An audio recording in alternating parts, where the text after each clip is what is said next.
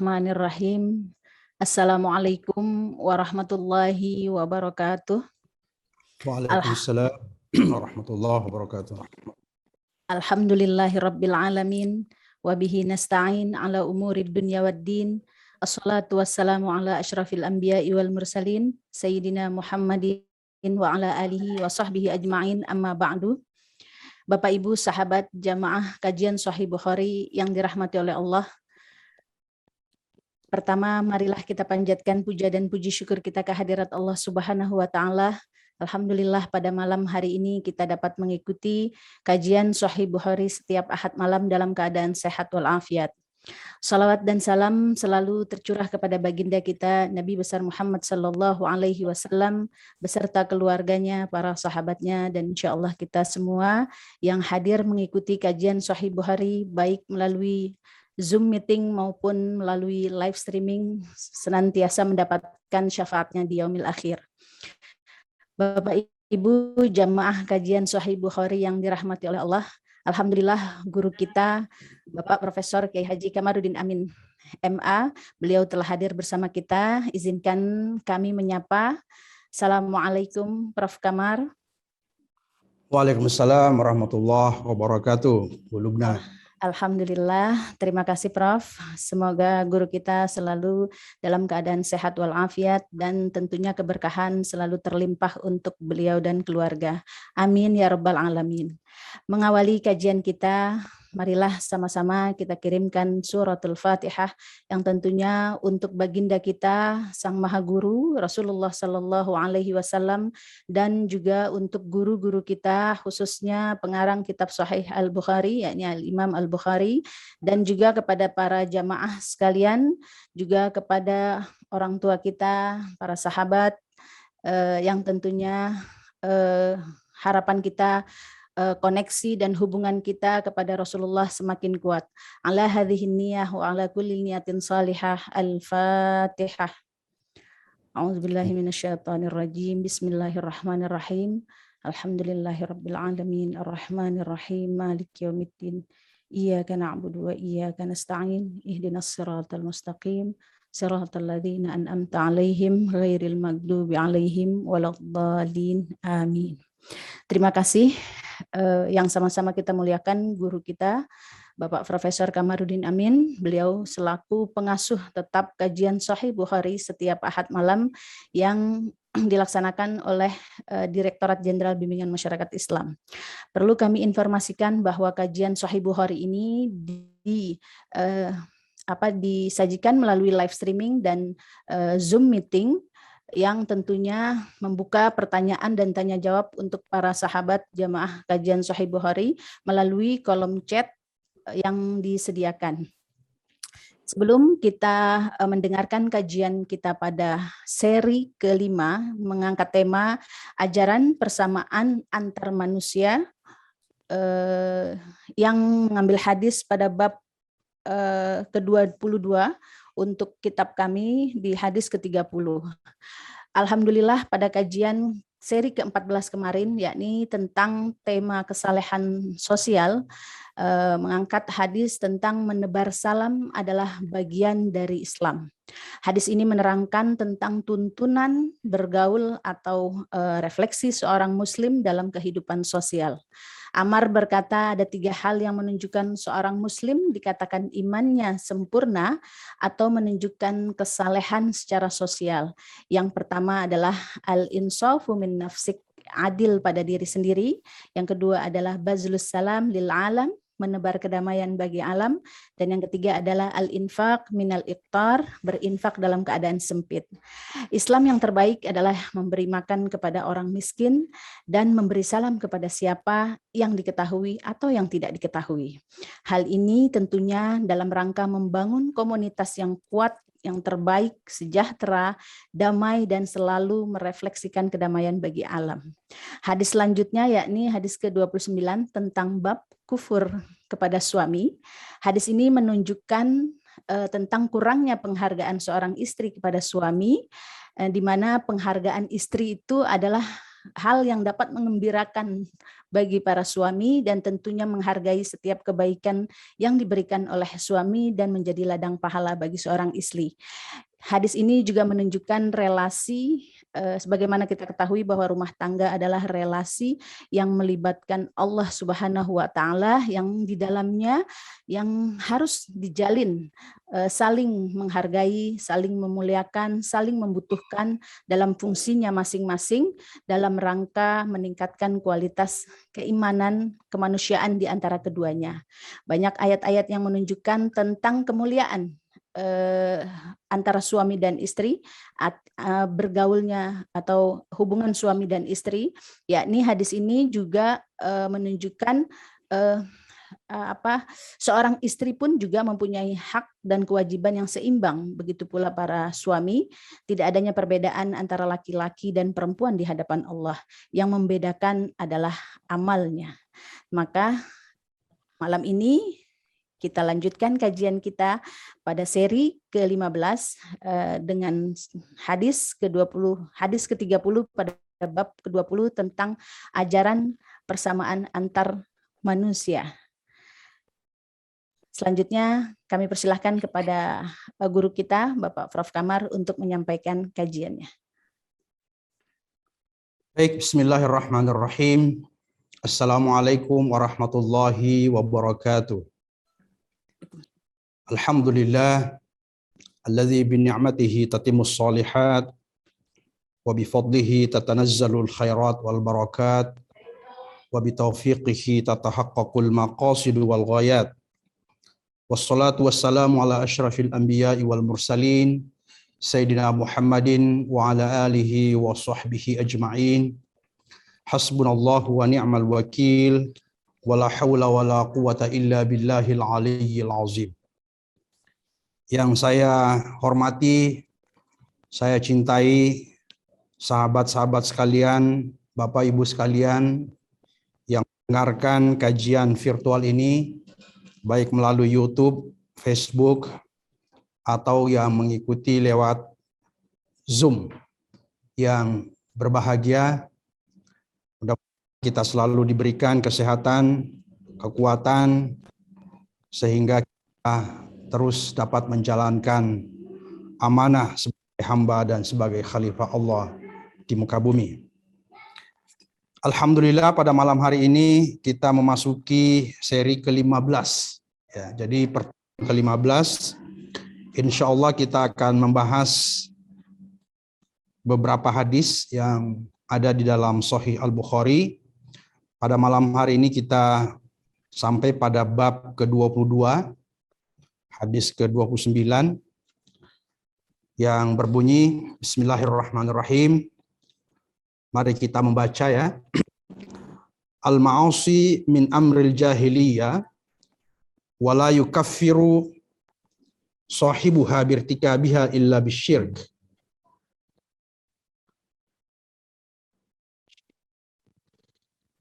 Dosa-dosa yang sering dilakukan pada masa jahiliyah,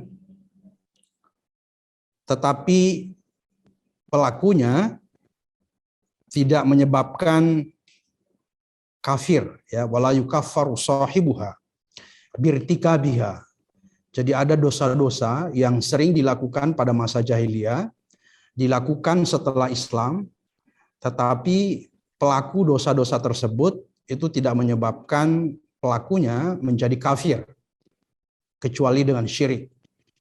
Jadi kira-kira judul ini Al-Bukhari ingin mengatakan bahwa sesungguhnya dosa yang dilakukan oleh umat manusia, oleh umat Islam, itu tidak menyebabkan mereka menjadi kafir.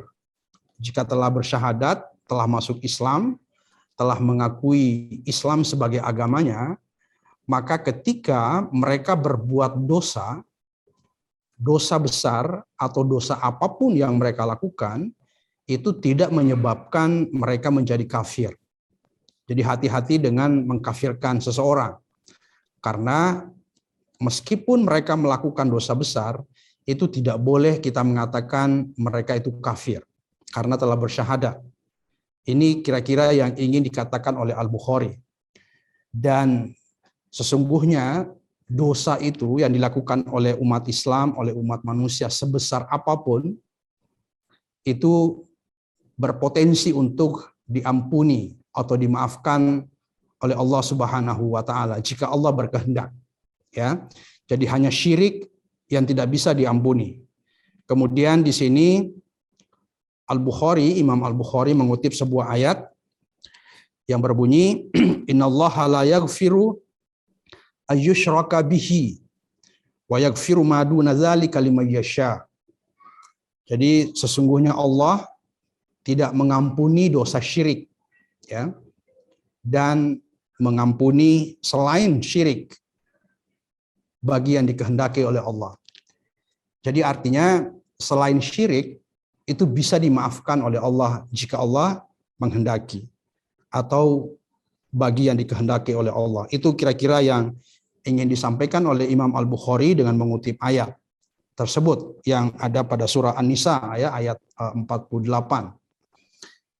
Pada minggu lalu, kalau tidak salah, saya sempat mengutip sebuah hadis ya yang diriwayatkan oleh At-Tirmizi. Nabi pernah mengatakan yang merupakan hadis qudsi, ya ibna Adam, innaka law ataitani biqirabil ardi khataya, ya, thumma laqitani la tusyrik bi syai'an la ataituka biqirabiha maghfirah. Wahai anak Adam, jika engkau mendatangi aku dengan dosa sebesar bumi, tetapi engkau tidak syirik kepadaku, maka saya akan datang kepadamu dengan sebesar bumi ampunan. Artinya sekali lagi saya ingin mengatakan bahwa dosa sebesar apapun yang dilakukan oleh umat manusia itu berpotensi atau bisa dimaafkan oleh Allah jika Allah menghendaki. Ya, tentu ada syarat-syaratnya ya untuk diampuni oleh Allah. Tentu tidak juga mudah, kita tidak bisa menganggap enteng kita melakukan dosa dengan asumsi bahwa toh juga bisa diampuni oleh Allah. Teorinya bahwa Allah bisa mengampuni dosa apapun, tapi tentu dengan syarat-syarat tertentu juga. Di antaranya adalah tentu taubat nasuha jika Allah menghendaki. Jadi sekali lagi poin pertama yang ingin disampaikan oleh hadis ini bahwa semua dosa yang dilakukan oleh umat Islam, oleh umat manusia itu tidak akan menyebabkannya mereka menjadi kafir jika mereka sudah berislam. Ini Imam Al-Bukhari ingin membantah pendapat sejumlah kelompok umat Islam di awal-awal pembentukan Islam, yaitu Khawarij dan juga Mu'tazilah, yang mengatakan bahwa pelaku dosa besar itu kafir. Dan Mu'tazilah mengatakan bahwa pelaku dosa besar kekal di dalam neraka. Itu yang ingin dibantah oleh Imam Al-Bukhari dan mengatakan bahwa tidak seperti itu. Kemudian mengutip ayat Allah pada surah An-Nisa yang saya bacakan tadi. Itu pengantar untuk memasuki hadis ke-29 yang diriwayatkan oleh Imam Al-Bukhari. Mari kita membaca. Haddatsana Sulaiman ibnu Harb. Haddatsana Sulaiman ibnu Harb. Sulaiman ibnu Harb ini adalah seorang perawi guru Al-Bukhari. Beliau adalah tabi'in, ya, tokoh dari Basrah, ulama hadis dan juga faqih yang Bukhari meriwayatkan hadis dari Sulaiman bin Harb ini cukup banyak ya. Kalau tidak salah tidak kurang dari 240-an hadis Al-Bukhari ambil dari Sulaiman ibnu Harb ini. Kemudian mengatakan haddatsana Syu'bah. Syu'bah ini juga seorang perawi hadis yang sangat populer, seorang tokoh sentral di masanya yang juga sangat terkenal. Jadi hubungan antara Al-Bukhari, Sulaiman ibnu Harb dan Syu'bah ini juga hubungan periwayatan yang sangat kokoh ya, yang merupakan ciri khas dari perawi-perawi Bukhari yang memang tingkat otentisitasnya, tingkat kesohihannya itu sangat tinggi sekali karena perawi-perawinya sangat thiqah, sangat bagus sekali. Kemudian An Wasil Al-Ahdab Anil Ma'rur qala, jadi Al-Ma'rur mengatakan laqitu Abadzar birrabzah, saya bertemu dengan Abu Zar di sebuah tempat yang bernama Rabzah. Wa alaihi hulla wa ala gulamihi hullatun. Jadi Abu Zar itu berpakaian sama dengan pakaian budaknya, which is tidak biasa pada masa itu. Pada masa itu pakaian seseorang yang memiliki budak, yang pada saat itu masih tradisi perbudakan masih ada, yang kemudian Islam datang secara pelan-pelan untuk menghapus perbudakan. Nah, pada saat itu Abu Zar menggunakan pakaian yang sama dengan pakaian budaknya. Ini menarik perhatian, karena biasanya tidak seperti itu. Tradisi pada saat itu tidak begitu. Kemudian saya bertanya kepada Abu Zar tentang hal itu. Mengapa Abu Zar menggunakan pakaian yang sama dengan pakaian budaknya? Faqala, Abu Zar berkata, inni sababtu rajulan fa'ayyartuhu bi ummihi. Saya sesungguhnya pernah mencaci seseorang, ya, memaki seseorang, tapi makian saya itu saya melibatkan ibunya. Jadi saya mencaci. Dulu saya pernah mencaci seseorang, dan cacian saya itu saya tidak hanya mencaci yang bersangkutan, tapi saya melibatkan ibunya, bahwa ibumu itu begini dan seterusnya. Faqala li an-nabiy sallallahu alaihi wasallam.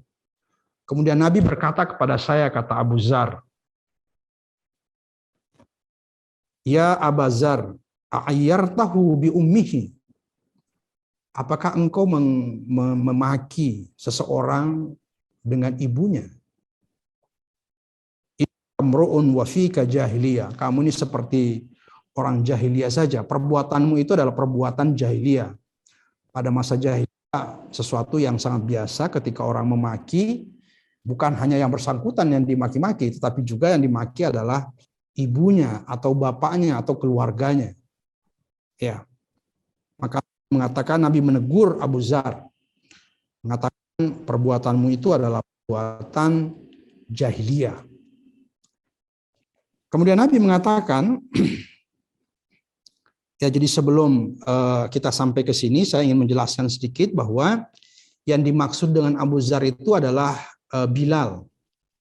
Jadi Nabi dulu, Abu Zar dulu pernah memanggil Bilal dengan mengatakan, wahai Bilal, si anak hitam, ya.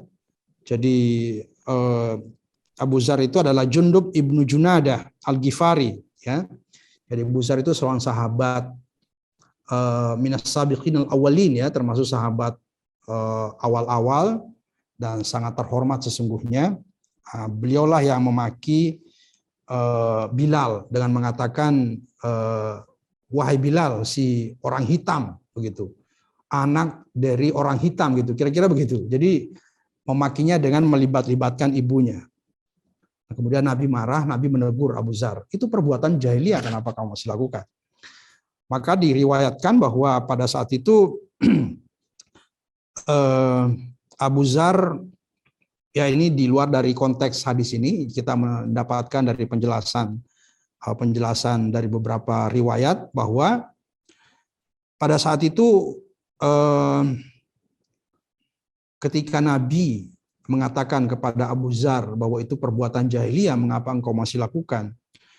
Maka Abu Zar waktu itu langsung melemparkan pipinya di tanah, ya, dan tidak mau mengangkatnya sampai Bilal datang menginjak pipinya. Jadi pipinya dia cium tanah, ya. Kemudian mengatakan, la arfa'u khaddi hatta yata'a Bilal khaddi. Saya tidak akan mengangkat pipi saya dari tanah sampai Bilal menginjak pipi saya. Begitu menyesalnya dan malunya kira-kira Abu Zar pada saat itu, yang memaki Bilal dengan menyebut-nyebutkan ibunya, mengikutkan ibunya.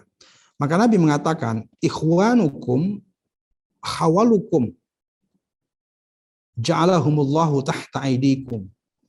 Ya, jadi ikhwanukum khawalukum ja'alahumullahu tahta aidikum. Faman kana akhuhu tahta yadihi falyut'imhu mimma ya'kul wala yulbishu mimma yalbas wala tukallifuhum ma yaghlibuhum fa in kallaftumuhum fa'ainuhum. Ya, ini menarik ini.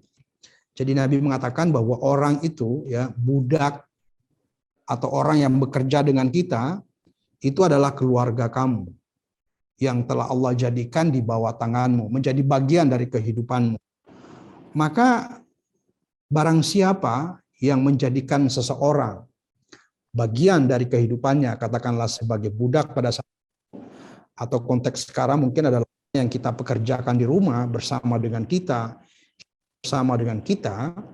maka kita harus memperlakukannya sama dengan perlakuan kita kepada diri kita dan keluarga kita. Menghormati mereka sama dengan kita menghormati keluarga kita. Fat'imhu mimma ya'kul. Maka kita harus memberikan makan, ya, konsumsi sama dengan apa yang kita makan. Meskipun itu tidak persis sama, tetapi kira-kira apa yang kita berikan, apa yang kita konsumsi di rumah kita, apa yang kita makan di dalam rumah kita dengan keluarga kita juga harus kita berikan kepada orang yang ada di bawah tangan kita atau yang menjadi tanggung jawab kita. Wal yulbisu ma yalbas, ya. Kemudian kita juga pakaian, apa yang kita pakai. Jadi kira-kira intinya bahwa sekali lagi kita yang mendapatkan amanah atau mengambil tanggung jawab untuk memelihara seseorang atau mempekerjakan seseorang atau untuk tinggal bersama kita, bekerja dengan kita, maka wajib hukumnya bagi kita menurut hadis ini untuk kita memuliakan mereka, untuk kita memberikan apa yang kita miliki, termasuk makanan, pakaian, dan seterusnya. Jadi ini betapa mulianya sesungguhnya akhlak dan petunjuk, ya, yang diberikan oleh Rasulullah ketika kita bersama dengan seseorang yang ada di bawah tanggung jawab kita atau ada dalam rumah kita, tinggal bersama kita, kita pekerjakan mereka, sesuatu yang sangat patut kita jaga, kita muliakan mereka. Wala tukallifuhum ma yaghlibuhum. Jangan memberikan mereka beban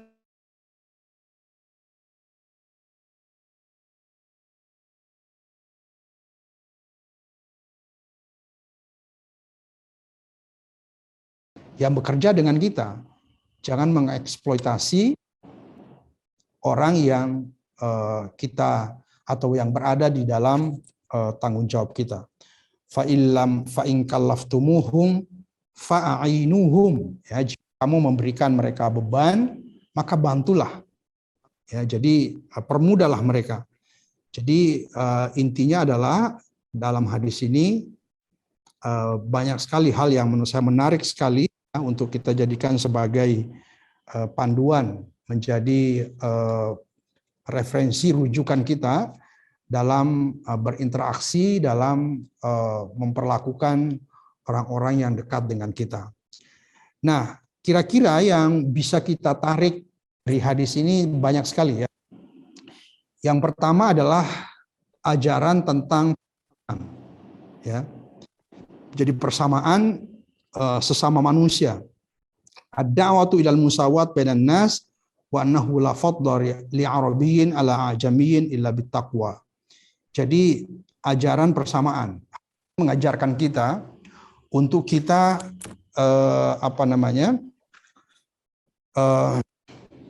memperlakukan orang sama. Tidak boleh ada diskriminasi. Jadi ajaran Islam itu sangat tidak diskriminatif. Tidak ada diskriminasi antara kelompok terpandang secara sosiologis dengan kelompok yang tidak terpandang, misalnya Asy-Syarif dan Al-Wadi, ya.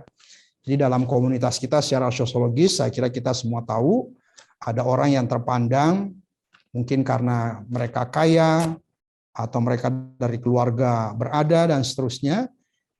Ada juga kelompok yang secara sosiologis terpinggirkan karena mereka miskin misalnya, atau mereka termasuk mustadhafin. Tidak boleh sama sekali didiskriminasi. Di hadapan syariah itu tidak boleh dibedakan. Jadi mereka punya tugas, punya hak dan kewajiban yang sama di dalam syariah, ya, dalam hudud, taklif, syariah, hukum, dalam menjalankan tugas, dalam menjalankan kewajiban, amanah dari Allah, itu tidak ada bedanya sama sekali. Kemudian dalam kehidupan sosial juga, mereka punya hak yang sama untuk bekerja, mereka punya hak yang sama untuk dihormati, mereka punya hak yang sama untuk memiliki properti misalnya, dan seterusnya. Tidak ada bedanya sama sekali. Jadi Islam itu adalah agama, ajaran yang sangat tidak diskriminatif. Tidak memperlakukan seseorang itu berbeda karena perbedaan status sosial atau apapun perbedaan itu. Bahkan hamba sekalipun. Kalau masa dulu ada hamba, ya sekarang juga. Jadi tidak ada perbedaan. Orang Arab, non-Arab, orang kaya, miskin, laki-laki dan perempuan. Ini juga tidak ada perbedaan. Nah, satu hal yang di dalam Islam sering menjadi diskusi atau masalah yang didiskusikan tentang laki-laki dan perempuan, ya. Ini juga saya kira patut kita diskusikan bahwa di dalam Islam itu juga tidak ada perbedaan, tidak diskriminatif antara laki-laki dan perempuan. Jadi dalam banyak sekali saya kira ayat-ayat Al-Quran yang bisa kita kutip untuk menunjukkan bahwa laki-laki dan perempuan itu di mata Allah itu sama saja. Man amila shalihan min zakarin aw unsa wa huwa mu'minun falanuhyiyannahu hayatan thayyibah wa lanujziyannahum ajrahum bi ahsani ma kanu ya'malun. Tidak ada bedanya laki-laki dan perempuan kalau berbuat amal soleh, dia beriman, maka sama-sama mendapatkan pahala, sama-sama mendapatkan ganjaran di hadapan Allah Subhanahu wa taala. Ya, bahkan ada hadis yang saya kira juga menarik, ya, sering dikutip. Dulu ada di masa Nabi ada seorang perempuan yang mencuri, ya, kemudian disyafaati atau datang seseorang dari kelompok terpandang bertemu dengan Nabi, menyampaikan agar perempuan ini diampuni, ya, jangan dipotong tangannya. Jadi pada saat itu hukum potong tangan di masa itu berlaku. Ada seorang perempuan dari kelompok terpandang mencuri, dan pencuriannya itu sudah pantas untuk dipotong tangannya, ya. Jadi kadarnya itu sudah pantas untuk dipotong tangannya. Tetapi ada masyarakat yang menghadap pada Nabi menyampaikan agar itu dimaafkan, agar jangan dipotong tangannya. Kemudian marah pada saat itu, ya, Nabi marah mengatakan innama ahlaka ladzina qablakum, ya. Jadi penyebab yang menyebabkan orang-orang sebelum kamu itu hancur, ya, kanu idza saraqa fihim asyarif, ya, tarakuhu. Kalau orang-orang muda, kelompok terpandang melakukan pencurian atau mencuri atau melanggar apapun, itu diabaikan, ditinggalkan saja, tidak diproses. Nah, itulah yang menyebabkan kehancuran kaum pada masa sebelum kalian, kata Nabi. Wa idza saraqa fihim ad-dhaif aqamu alaihi al-had. Tetapi jika kelompok atau orang lemah itu melanggar, misalnya mencuri, maka dilaksanakan had atau dijalankan hukum kepadanya. Jadi tidak ada diskriminasi di dalam Islam. Oleh karena itu Nabi pernah mengatakan, "Lau anna Fatimah binta Muhammadin sallallahu alaihi wasallam saraqat laqata'a Muhammadun yadaha." Seandainya Fatimah binti Muhammad sallallahu alaihi wasallam mencuri, maka akan dipotong tangannya oleh Muhammad. Jadi begitu tegasnya Tidak adanya diskriminasi antara laki-laki dan perempuan. Dalam hal di hadapan Allah tidak ada perbedaan. Kemudian secara sosiologis juga tidak ada perbedaan.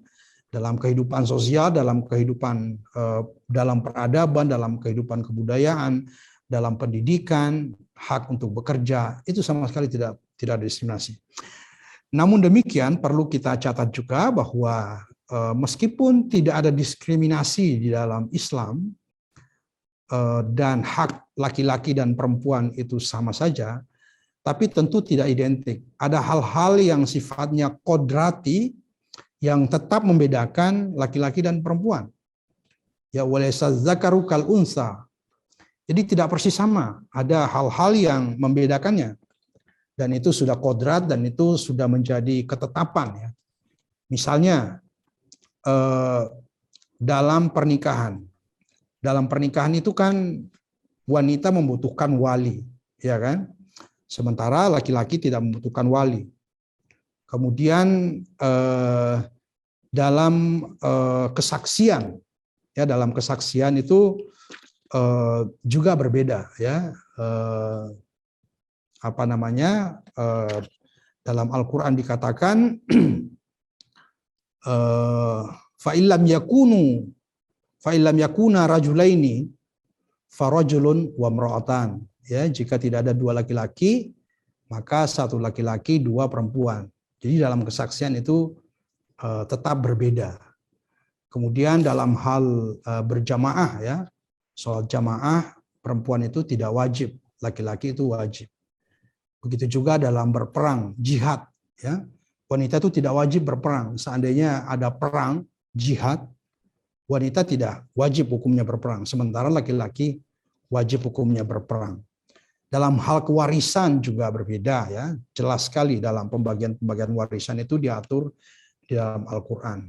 Juga akikah misalnya kan, ketika anak laki-laki lahir itu 2 kambing misalnya, anak perempuan 1. Jadi tidak persis sama, tapi tidak diskriminatif. Nah, namun demikian tentu ini tidak dimaksudkan untuk menunjukkan mana yang lebih mulia, ya. Jadi mana yang lebih ini tidak ada, bukan hierarki atau berbicara tentang kemuliaan, ya. Karena sebagaimana kita ketahui dalam sebuah hadis yang diriwayatkan oleh Abu Hurairah, ada sahabat yang pernah bertanya, ya, ya Rasulullah, man ahaqqun nas bihusni suhbati. Siapa orang yang paling berhak dengan kebaikan saya? Kepada siapa saya harus berbuat baik? Yang paling berhak mendapatkan perlakuan baik saya itu siapa? Man ahaqqun nas bihusni suhbati. Rasulullah mengatakan qala ummuka. Nabi mengatakan ibumu.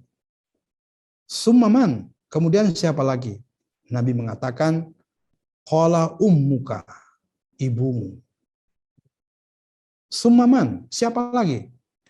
Qala ummuka. Nabi mengatakan summaman, siapa lagi? Kemudian Nabi mengatakan abuka, ibumu. Jadi ibu, ya. Ini ibu adalah sosok wanita yang paling pantas mendapatkan penghormatan, perlakuan yang terbaik dari kita. Ya, ibu kita adalah orang yang paling berhak, yang paling pantas mendapatkan perlakuan terbaik kita. Begitu juga Nabi ketika menyampaikan khutbah di Arafah, Nabi mengatakan ittaqullaha fin nisa. Ya. Bertakwalah kepada Allah dan jagalah wanita itu. Fa innakum ahastumuhunna bikalimatillah wastahlaltum bikalimatillah. Jagalah wanita, hormatilah wanita, karena engkau menghalalkannya dengan kalimat Allah. Menghormati wanita, karena wanita, hubungan kita dengan wanita itu dengan mengikutkan kalimat Allah, yaitu pada saat menikah. Jadi sekali lagi bahwa dalam Islam tidak ada diskriminasi, di hadapan Allah tidak ada perbedaan. Setiap orang punya hak dan kewajiban yang sama. Baik orang kaya, orang miskin, orang yang memiliki status sosial terpandang atau sebaliknya, semuanya di hadapan Allah sama, di hadapan syariat sama, kemudian dalam taklif juga sama. Meskipun demikian, budaya kita telah memberikan perlakuan yang bervariasi, yang berbeda. Tetapi intinya sebenarnya sama. Pada pengajian yang lalu atau kajian kita minggu lalu, disampaikan bahwa kita tidak boleh misalnya memberikan judgement kepada sebuah tradisi dengan perspektif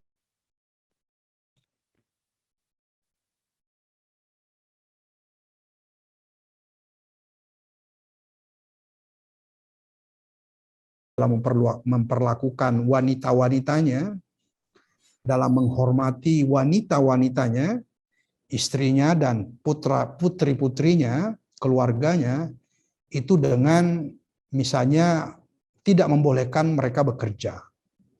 Istri tinggal di rumah. Itu tradisi. Dan itu tidak ada salahnya. Karena intinya mereka menghormati. Cara mereka menghormati wanitanya, cara mereka menghormati istri-istri adalah dengan meminta istrinya tinggal di rumah. Sepanjang istrinya happy dan bahagia dengan profesi sebagai ibu rumah tangga, tidak ada masalah. Nah, mungkin di Indonesia, di tempat kita, ada juga yang seperti itu.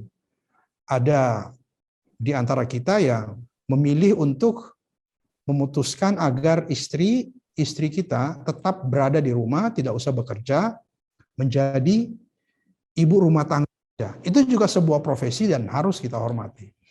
Tapi ada juga di antara kita yang membolehkan, menganjurkan, bahkan memfasilitasi atau mendukung istrinya untuk berkarir, menjadi wanita karir misalnya. Sepanjang itu sama-sama menyenangkan, sama-sama happy, ya tentu tidak ada masalah. Intinya adalah kita tidak boleh mendiskriminasi, kita tidak boleh memperlakukan seseorang itu diskriminatif, berbeda hanya karena perbedaan status, hanya karena perbedaan jenis kelamin, atau karena kaya atau miskin, atau karena terpandang atau terhormat. Di hadapan Allah tidak ada perbedaan. Inna akramakum indallahi atqakum. Jadi itu yang pertama. Jadi ad-da'watu ilal musawat bainan nas wa annahu la fadla li arabiyyin ala ajamiyyin illa bittaqwa. Itu inti hadis ini. Jadi hadis ini tadi dikatakan bahwa Abu Dzar menggunakan pakaian yang sama dengan hamba sahayanya, dengan orang yang beliau kuasai, ya, untuk menunjukkan bahwa tidak ada diskriminasi itu. Dan itu sebagai bagian dari ikhtiar beliau untuk menebus apa yang dulu pernah beliau lakukan terhadap Bilal, yang pernah memanggil Bilal dengan nama Bilal anak orang hitam, karena Bilal itu adalah orang hitam. Dan itu ditegur oleh Rasulullah SAW, dan Nabi mengatakan itu adalah perbuatan jahiliyah yang tidak boleh dilakukan. Ya, mungkin pada saat itu Bilal belum mengetahui, Abu Dzar Al-Ghifari belum mengetahui itu misalnya. Kemudian yang kedua, ar-rahmatu bil abid, ya, wal khadam wa adamu taklifihim ma la yutikun. Dan kita harus menyayangi, ya, menyayangi hamba. Ya, jadi orang yang, kalau dulu kan ada hamba, ya, ada budak dulu, sekarang tidak ada lagi budak. Tapi yang semisalnya orang yang berada di dalam kekuasaan kita, orang yang kita assign, orang yang kita pekerjakan, orang yang bekerja dengan kita, itu harus kita sayangi, harus kita hormati, harus kita perlakukan dengan mulia, karena mereka adalah manusia, dan manusia tidak ada bedanya di hadapan Allah. Harus kita perlakukan sama. Kira-kira pesan hadis itu begitu, bahwa memperlakukan orang di dalam kekuasaan kita dengan perlakuan yang terhormat, dengan perlakuan yang penuh kasih sayang, dan perlakuan yang mulia. kalau orang yang ada di dalam kekuasaan kita saja harus kita hormati, apatah lagi orang lain, atasan kita, bawahan kita, kolega kita, teman-teman kita, keluarga kita, semua harus kita perlakukan dengan baik, semua harus kita hormati, semua harus kita berikan perlakuan yang mulia. Kemudian an-nahyu an sabbul abid wa man fi ma'nahum kal ajir wal khadim wan nahyu an ta'yirihim bi abaihim aw ummahatihim. Ya, jadi hadis ini juga mengatakan, hadis ini adalah larangan bagi siapapun untuk mencaci, ya, mencaci orang yang ada dalam kekuasaannya, atau orang yang dia pekerjakan, atau pembantunya, ya, dan tidak boleh mencaci mereka dengan turut mencaci melibatkan ibu dan bapaknya. Mencaci yang bersangkutan saya tidak boleh, apalagi dengan mengikut-ikutkan orang tuanya atau keluarganya. Tidak boleh. Hadis itu melarang, ya, dengan contoh tadi itu Abu Dzar yang ditegur oleh Rasulullah Shallallahu Alaihi Wasallam. Kemudian selanjutnya an-nahyu anil isti'la 'alan nas au ihtikarihim. Jadi an-nahyu anil isti'la, ya, tidak boleh orang takabur. Kita tidak boleh sombong karena merasa menguasai, punya kekuasaan, punya kekayaan, punya kehormatan, kemudian takabur. Kemudian sombong, meng-underestimate, ya, merendahkan orang lain, merendahkan orang yang dibawa kekuasaannya, merendahkan pembantunya, merendahkan asistennya. Itu saja tidak boleh, apalagi orang lain, sejawat, kolega, mitra, atasan, dan seterusnya. Tidak boleh kita meng-underestimate. Kita tidak boleh kabur, tidak boleh sombong, apalagi merendahkan mereka. Itu hadis itu pesannya itu. Kemudian al-hassu 'alal amri bil ma'ruf wan nahyu 'anil munkar, ya, tentu hadis ini juga merupakan hadis yang mengajak kita untuk melakukan amar ma'ruf dan nahi munkar. Itlaqu kalimatil 'alal raqiq wal khadim wal ajir.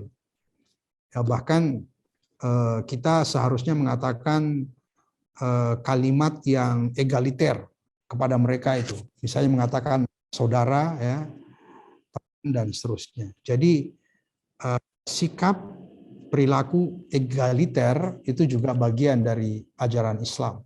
Dari hadis ini, dari contoh ini. Misalnya tadi Abu Dzar menggunakan pakaian yang sama dengan pakaian orang yang ada di bawah kekuasaannya untuk menunjukkan bahwa beliau berperilaku egaliter. Jadi egaliter itu penting.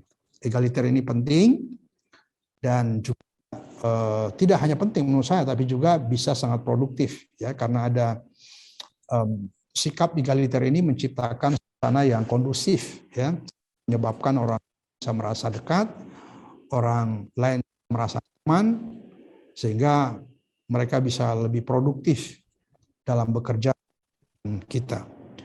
Kemudian at-tafadulul hakiki fi mizanil Islam innama huwa bitaqwallah subhanahu wa ta'ala. Jadi kemuliaan hakiki di sisi Allah adalah tentu dengan takwa kepadanya. Itu hadis yang terkait dengan hadis ke-29 yang baru saja kita baca.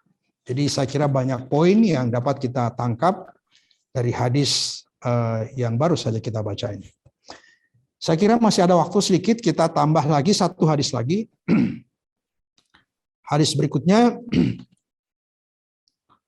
bab ke-23, Imam Al-Bukhari memulai hadis ini dengan mengutip sebuah ayat dalam surah Al-Hujurat yang berbunyi, A'udzubillahi minasyaitonirrajim, Bismillahirrahmanirrahim.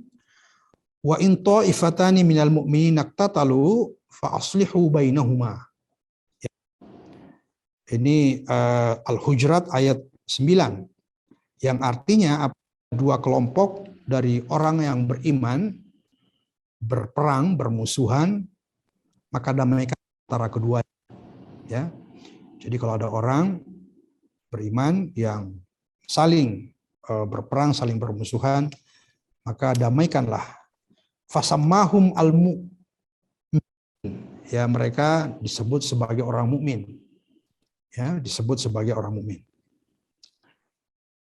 Sahabat sekalian yang saya hormati, mari kita mencoba membaca hadisnya. Hadis ke-30. Haddatsana Abdurrahman ibnul Mubarak, haddatsana Hammad ibnu Zaid, haddatsana Ayyub Yunus anil Hasan anil Ahnaf ibni Qais qala. Jadi zahabtu li ansura hadzal rajul falaqiyani Abu Bakr faqala aina turid. Jadi artinya begini. Hadis ini diriwayat Bukhari mengutip dari Abdurrahman ibnu Mubarak, yang dikutip dari Hammad ibnu Zaid, kemudian dari Ayyub dan Yunus anil Hasan anil Ahnaf ibnu Qais. Nah, jadi Ibnu Qais berkata, saya pergi untuk membantu laki-laki ini. Zahabtu li ansura hadzal rajul. Saya pergi untuk membantu laki-laki ini. Falaqiyani Abu Bakr. Kemudian sahabat Abu Bakr bertemu dengan aku dan berkata, aina turid? Kamu mau kemana? Mau ngapain? Qultu, saya mengatakan, ansuru hadzal rajul. Saya ingin membantu orang ini, ya. Dalam riwayat itu disebutkan bahwa yang dimaksud di sini adalah Ali bin Abi Thalib, ingin membantu Ali. Jadi seorang sahabat ini ingin membantu Ali. Ada yang meriwayatkan yang dimaksud di sini adalah ketika terjadi perang Jamal. Jadi ketika terjadi perang Jamal, sahabat ingin membantu Ali, tapi kemudian Abu Bakar mencegahnya, mengatakan jangan. Kembalilah, ya, kembali, jangan pergi. Karena fa inni sami'tu Rasulullah sallallahu alaihi wasallam yaqulu, karena saya mendengar Rasulullah sallallahu alaihi wasallam bersabda, izal taqal muslimani bisayfihima fal qatilu wal maqtul finnar. Jika dua orang muslim berkelahi, ya, berperang atau berkelahi, bertarung dengan pedang masing-masing. Fal qatilu wal maqtulu finnar. Maka yang membunuh dan yang dibunuh itu sama-sama masuk neraka. Fakultu, saya berkata, kata Abu Bakar, ya Rasulullah, wahai Rasulullah, hazal qatil. Ya kalau yang membunuh sih masuk akal, ya. Oke lah, karena dia membunuh. Fama balul maktul. Bagaimana dengan orang yang dibunuh? Qala, Nabi mengatakan, innahu harisan ala qatli sahibihi. Sesungguhnya yang dibunuh itu juga ingin membunuh sebenarnya. Jadi dia juga ingin membunuh saudaranya itu, lawan tarungnya itu. Tetapi karena keduluan saja. Sehingga kedua-duanya sebenarnya masuk neraka. Kemudian dijelaskan oleh para ulama, ya dua-duanya masuk neraka, tapi nerakanya berbeda. Ya tentu yang membunuh tingkat nerakanya lebih lebih tinggi lagi karena dia membunuh. Kalau yang dibunuh ini bukan karena dia membunuhnya, tapi dalam pertarungannya untuk membunuh itu. Itu penjelasan sebagian ulama. Jadi meskipun kedua-duanya masuk neraka, tapi derajat neraka yang mereka tempati itu berbeda. Nah, sahabat-sahabat sekalian yang saya hormati, mari kita coba melihat penjelasannya. Jadi innal Islam yar'a hukukal insan wa yahafizu ala hurmatin nafsi al insaniyah wa ya'malu ala dar'i ayyi khatarin yatahaddaduha. Jadi Islam itu sangat menjaga sebenarnya. Sangat menjaga, menghormati kemanusiaan, ya. Jadi kemanusiaan itu adalah sangat dihormati oleh Islam. Dalam Al-Qur'an banyak sekali. Bahkan nyawa itu adalah hak yang paling asasi dalam kehidupan kita, ya, dalam maqasidus syariah, menjaga jiwa, menjaga nyawa itu adalah termasuk yang paling utama ya. Oleh karena itu, jika ada orang yang bertikai, bertarung atau berselisih, maka damaikanlah keduanya. Dan sama sekali kita tidak boleh terlibat. Jadi ketika misalnya ada dua orang sedang bertarung dengan pedangnya berkelahi begitu, maka kita tidak boleh terlibat untuk membantu salah satu di antaranya, karena kita akan menjadi bagian yang akan mendapatkan ganjarannya. Nah, hadis ini juga menunjukkan bahwa niat itu sangat penting. Jadi kalau orang sudah berniat membunuh, ya ketika dia bertarung dengan menggunakan pedang, itu kan artinya sudah berniat untuk membunuh lawannya. Meskipun dia tidak berhasil membunuh, maka dia sudah berdosa, dia sudah mendapatkan dosanya. Jadi disitulah pentingnya niat juga. Pada awal-awal kita membaca Sahih Bukhari ini, kita sudah membahas tentang niat, ya. Dan hadis ini termasuk yang kita kutip. Tapi ada suatu hadis yang juga menurut saya sangat penting untuk kita ketahui, menarik, yang ada relevansinya juga dengan hadis ini. Jadi saya ingin bacakan, ja'a rajulun ila Rasulillah sallallahu alaihi wasallam faqala ya Rasulullah, ara'aita in ja'a rajulun yuridu akhdha mali. Ya Rasulullah, kalau ada seseorang yang datang ingin merampok, mengambil harta saya, apa yang harus saya lakukan? Ya. Nabi mengatakan, fala tu'tihi malak, jangan kau berikan. Jadi kalau ada orang yang datang merampok, ingin mengambil harta kita, orang ini bertanya, apa yang harus saya lakukan ya Rasulullah? Nabi mengatakan, jangan berikan hartamu. Bagaimana ara'aita in qatalani? Bagaimana kalau dia ingin membunuh saya? Jadi dia datang ke rumah mau merampok, kemudian ingin membunuh saya. Nabi mengatakan, qala qatilhu, bunuhlah dia. Jadi kalau dia ingin membunuh kamu, lebih baik kau bunuh dia. Qala ara'aita in qatalani. Bagaimana kalau saya yang terbunuh? Nabi mengatakan, fa anta syahid. Engkau mati syahid. Jadi beda tadi ya. Jadi beda tadi ini yang saya maksud di sini adalah hadis ini tentu memberi poin baru. Fa anta syahid. Qala ara'aita in qataltu. Bagaimana kalau saya yang membunuhnya? Qala huwa finnar. Dia masuk neraka. Jadi berbeda ya. Jadi berbeda karena niatnya berbeda. Jadi kalau ada orang datang ke rumah, merampok, misalnya ingin merampok kita, dan bahkan ingin membunuh kita, kata Nabi, bunuhlah dia. Daripada kau dibunuh, lebih kau bunuh. Dan kalau engkau terbunuh, kau mati syahid. Karena engkau mati mempertahankan hartamu, mempertahankan jiwamu. Tapi kalau engkau membunuh dia, dia masuk neraka, dan kalau engkau yang terbunuh, kau mati syahid. Beda dengan hadis yang tadi, yang pertama, yang mengatakan al-qatil wal maqtul finnar. Yang membunuh dan yang dibunuh itu sama-sama masuk neraka. Karena kasusnya berbeda. Yang satu memang ingin saling membunuh karena sesuatu dan lain hal. Yang satu karena mempertahankan dirinya. Jadi saya kira ini dua poin yang berbeda yang sama-sama pentingnya. Kalau kita hanya memahami satu hadis tadi yang pertama, maka kalau ada perampok datang ingin membunuh kita, tentu kita tidak berani melakukan apapun karena jangan-jangan kita juga masuk neraka. Ternyata Nabi mengatakan tidak.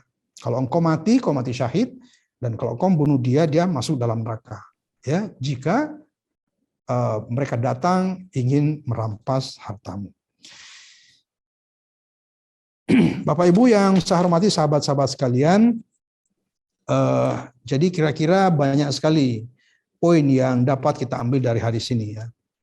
Yang pertama, tahrimu qitalil muslim li akhihil muslim. Tidak boleh kita membunuh apapun alasannya, ya. Kecuali tadi kalau kita terancam tadi itu.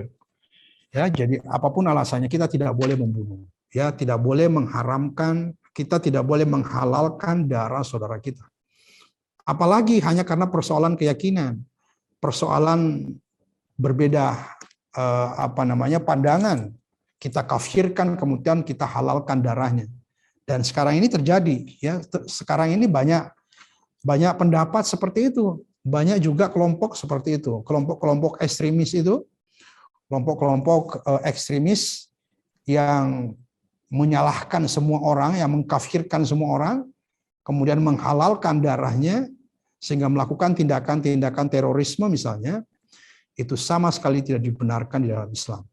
Jadi sama sekali haram, ya, tahrimu qitalil muslim li akhihil muslim. Kita sama sekali tidak boleh membunuh. Kemudian tahrimu raf'is silah wa isyharihi fi muwajahatil akharin wa illam yahdus darba qital. Enggak boleh juga kita menggunakan pedang, ya, di hadapan, mengancam dan seterusnya. Jadi intinya hindari konflik fisik, ya. Itu tidak boleh. Kemudian mannawa al-ma'siyah wa asarra 'alaiha kana athiman wa illam ya'malha, ya. Jadi barang siapa yang meniatkan sebuah maksiat, sudah berniat, ya, dan dia sudah mempersiapkan segalanya, meniatkan dan ambisius, ingin sekali melakukan itu, maka dia sudah berdosa meskipun tidak sempat mewujudkannya. Seperti tadi itu, orang yang berkelahi dan menggunakan pedang ingin membunuh saudaranya, meskipun dia tidak membunuh, dia malah yang terbunuh, tapi dia tetap masuk di dalam neraka. Man azama 'alal ma'siyah biqalbihi wa watana nafsahu 'alaiha athima fi i'tiqadihi wa zam. Wa lihadza ja'a bil hadits wa innahu kana harisan 'ala qatli sahibi. Ya, seperti yang saya sampaikan tadi. Bapak Ibu yang saya hormati, yang terakhir saya kira adalah hurmatun nafsi al-insaniyah wal muhafazatu 'alaiha minal udwan wal qatl wa saru anwa'il batash biha. Jadi mengharamkan jiwa manusia, ya. Jadi Islam itu sangat menghargai kemanusiaan. Sangat menghormati, sangat menghargai, sangat memuliakan. Manusia harus dimuliakan. Manusia adalah ciptaan Allah yang paling mulia, dan oleh karena itu Allah saja sangat memuliakannya, maka kita juga harus memuliakannya. Kita tidak boleh membunuh dengan alasan apapun kepada sesama kita umat manusia. Bukan hanya kepada orang Islam, tapi umat manusia. Jadi ajaran Islam sekali lagi adalah ajaran yang sangat cinta, yang ajaran yang penuh cinta, penuh kasih sayang, bukan agama atau ajaran yang benci, ya, ajaran yang tidak menghormati kemanusiaan. Ajaran Islam kalau kita amalkan sungguh sangat luar biasa. Ajaran Islam adalah ajaran yang pasti dapat mewujudkan khairu ummah, umat yang terbaik. Jadi ajaran-ajaran Islam yang kita baca, yang kita pelajari, itu sangat potensial untuk mewujudkan umat yang terbaik. Khairu ummah. Tantangan kita adalah bagaimana mengamalkan ajaran yang sangat mulia, yang sangat baik ini. Kalau kita melaksanakan apa yang telah diajarkan oleh Al-Quran, oleh Rasulullah SAW, kita akan menjadi umat yang kuat, umat yang kokoh, umat yang memiliki kualitas hidup yang bagus. Sebagaimana pengajian yang lalu kita sampaikan, mengapa Rasulullah ketika ditanya tentang amal yang terbaik, beliau mengatakan setelah beriman pada Allah dan Rasulnya, kemudian al-jihadu fisabilillah. Jihad di sini adalah jihad yang berorientasi pada kualitas kehidupan. Adalah perjuangan sepanjang hidup, perjuangan berkelanjutan untuk mewujudkan kehidupan yang bermutu, kehidupan yang berkualitas. Khairu ummah. Kuntum khairu ummah ukhrajat linnas ta'muruna bil ma'ruf wa tanhauna 'anil munkar. Demikian pada malam hari ini yang dapat saya sampaikan. Mudah-mudahan dua hadis yang kita baca ditambah dengan beberapa hadis penjelasan tadi, semoga bermanfaat bagi kita semua. Kita ikhtiarkan, kita niatkan untuk kita amalkan semaksimal mungkin. Kita insya Allah tidak hanya membaca dan mengetahui, tapi juga kita usahakan untuk kita amalkan. Mari kita tutup pengajian kita ini dengan membaca sholawat Tibbil Qulub. Bismillahirrahmanirrahim. Allahumma Allahumma salli salli ala Sayyidina Muhammadin tibbil qulubi wa dawaiha wa afiyatil abdani wa shifaiha wa nuril absari wa ضيائها وعلى آله وصحبه وسلم اللهم صل على سيدنا محمد طب القلوب ودوائها وعافية الأبدان وشفائها ونور الأبصار وديائها وعلى آله وصحبه وسلم اللهم صل على سيدنا محمد طب القلوب ودوائها وعافية الأبدان وشفائها ونور الأبصار وضيائها وعلى آله وصحبه وسلم. Sekian, terima kasih. Mudah-mudahan bermanfaat bagi kita semua. Semoga kita selalu diberi kesehatan sehingga kita dapat menjalankan amanah yang ada pada diri kita masing-masing. Amin. Saya wallahul muwaffiq ila aqwamit thoriq. Wassalamualaikum warahmatullahi wabarakatuh. Waalaikumsalam. Waalaikumsalam warahmatullahi wabarakatuh. Terima kasih Prof. Kamarudin yang telah menyampaikan kajiannya pada malam hari ini. Alhamdulillah, mudah-mudahan panduan-panduan yang disampaikan kepada kita dalam rangka memperlakukan kepada sesama, baik sikap dan perilaku kita, mudah-mudahan kita terhindar dari sifat-sifat jahiliyah. Dan insya Allah dengan kajian Sahih Bukhari ini, kita dapat meningkatkan kualitas keimanan dan juga kualitas pengamalan dari hadis-hadis yang telah kita terima. Islam sangat menjunjung tinggi kemanusiaan. Demikian, mohon maaf dari kami. Terima kasih untuk Prof. Kamar. Terima kasih untuk para sahabat jamaah kajian Sahih Bukhari. Wallahul muwaffiq ila aqwamit thoriq. Wassalamualaikum warahmatullahi wabarakatuh.